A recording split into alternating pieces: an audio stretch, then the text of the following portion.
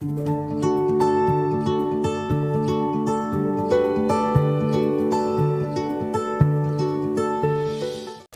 you, thank you.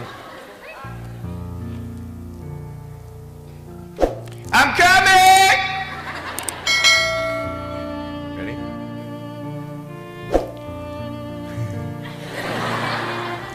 Hey, is that cool? Awesome. I want to talk about like when I started, going to school and stuff, a lot of people put me down, you know what I mean? Like, people tease each other. I mean, people come up and say, hey, you're fat, you're fat, you're fat, you're fat, you're fat, you're fat, you're fat, you lose some weight, and you go home and you look at yourself in the mirror and go, I'm fat, right? And so many people tease each other. Oh, you're too short, you're too tall, you look whatever. Different hair and all that, it doesn't matter. See, the thing is, when you're in school, when you're growing up in life, it actually sort of matters to people how you look. And then it matters to you because it matters to others. Why? Why does it matter how you look? Because if they don't like you, then who will? If they don't accept you, then who will? And the fear that we have is that we're going to be alone. That we're not good enough. And we have to change ourselves. And so many people put me down and say, Nick, you look too weird and no one's really your friend and you can't do this and you can't do that. And I couldn't change anything. It's not like just fixing my hair one day and everything's fine. It's not like, just whatever. I couldn't change my circumstance. I couldn't just one day wake up and say, hey, give me arms and legs. I need arms and legs. You know what I mean? Like, I went to a bodybuilder, and said, can you make me some arms and legs? No joking. Bodybuilder, you get it? Right? So here's the thing. I go up to people, can you give me a hand? Just joking. But it was so hard because people put me down.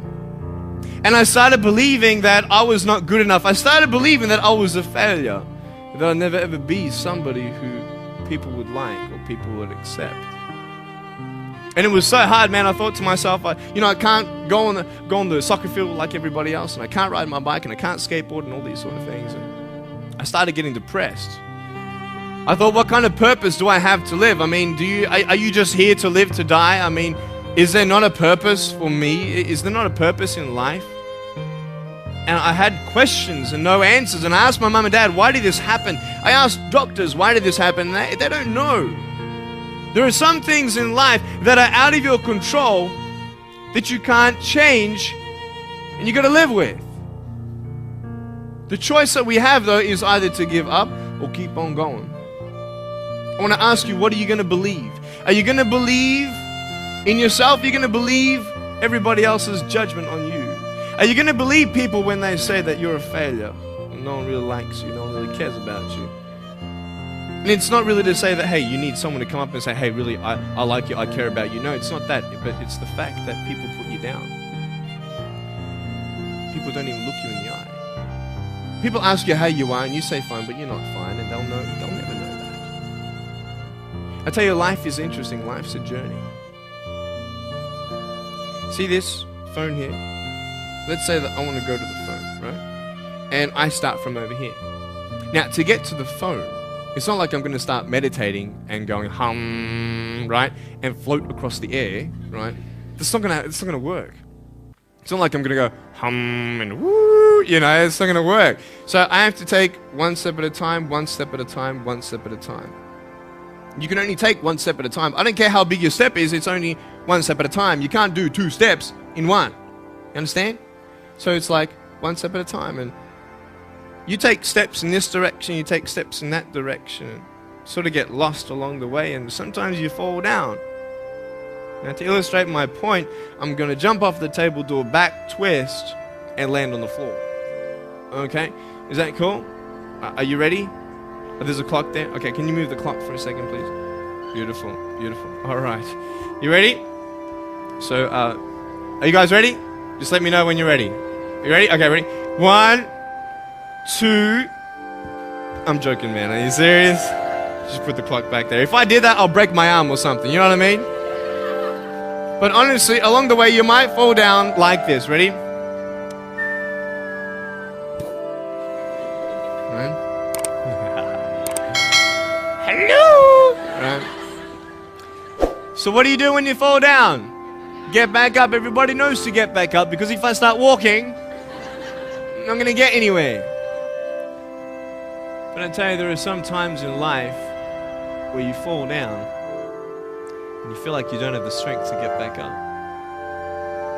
You sort of put a mask on your face when you come to school and pretend that everything's okay when it's not, and you go home and lay in your bed when no one's looking at you, when you don't have to impress anybody, and you're yourself.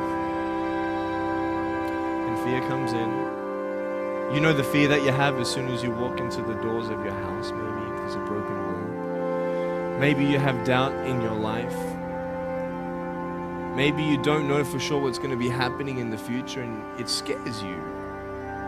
Maybe you're worried about what people think of you, what people say about you. Just that fear paralyzes you. And I just want to ask you today, do you think you have hope? Because I tell you, I'm down here, face down, and I have no arms, no legs.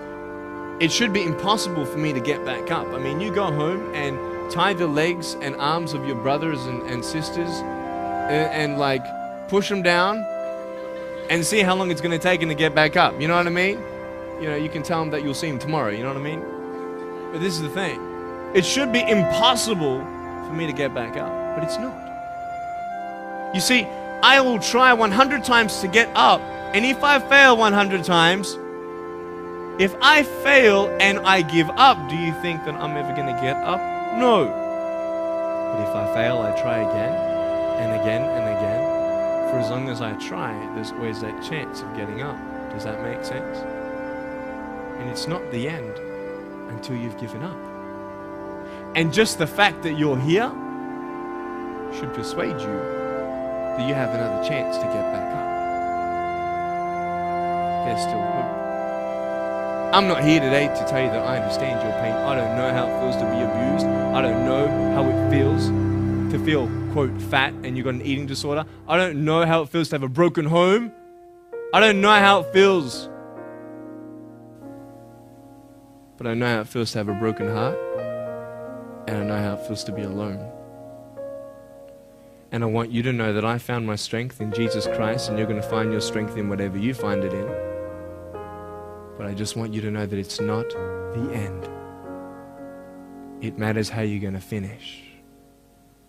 Are you going to finish strong? And you will find that strength to get back up like this.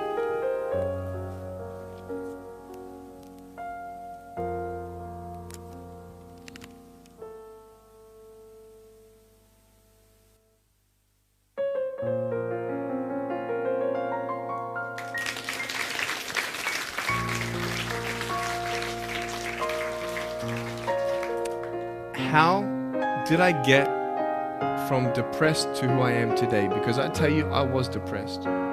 When I was age 8, I used to concentrate on the things I didn't have. I wish I had arms and legs, and I wish I could do this, but what can I do?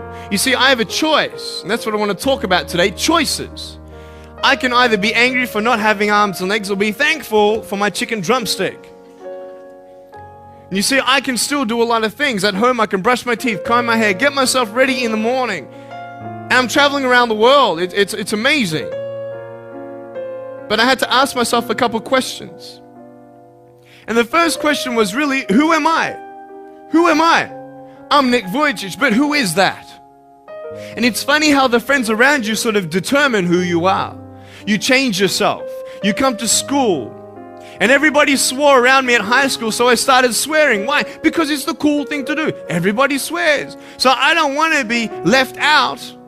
And I want to be accepted, so I started swearing. You go to a party, everybody's drinking, so you drink. Why? Well, everybody else around me is doing a big deal. And you start losing yourself, and you start putting your security in temporary things. You start putting your happiness in things that won't last. You can get drunk all you like, but in the morning, you're going to be sober with a headache with the same problems. You want to be high the rest of your life on drugs? Everybody said, don't do drugs, don't do drugs. Well, why? Why do we even go there? It's either out of curiosity, peer pressure. or trying to escape reality. Basically, three things. That's why we go to drugs.